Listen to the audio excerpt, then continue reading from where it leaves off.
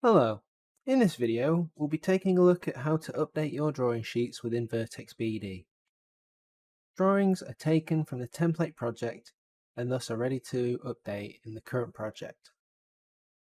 To update the sheets with elements from the active project, go to the Output tab within the ribbon and select the Drawing Sheets command.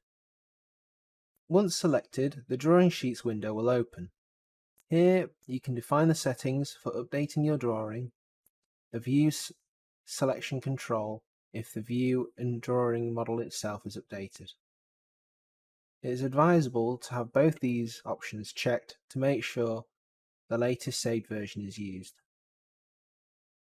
In the settings, you can select different options for altering the drawing, perhaps changing the type from the default wireframe to OpenGL or adding shadows, for example.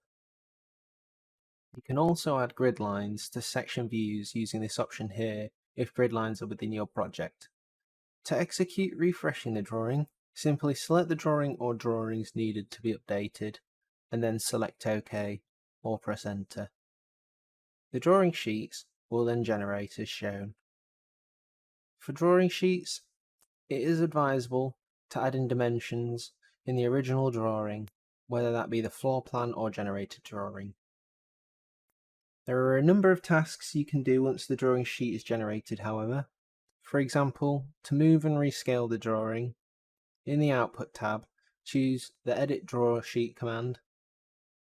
Now, select the drawing to move. Notice the change in the contextual toolbar now, with rotation, mirroring, scaling options, etc. To scale, simply select the K icon here, and select one of the predefined scales, or choose the one to question mark to define a custom scale. Then, simply place the drawing in the location required, and that's then all complete. Thanks for joining us for this video. In our next video in this series, we'll be taking a look at creating new drawings, including a cross-section within Vertex BD. So stay tuned.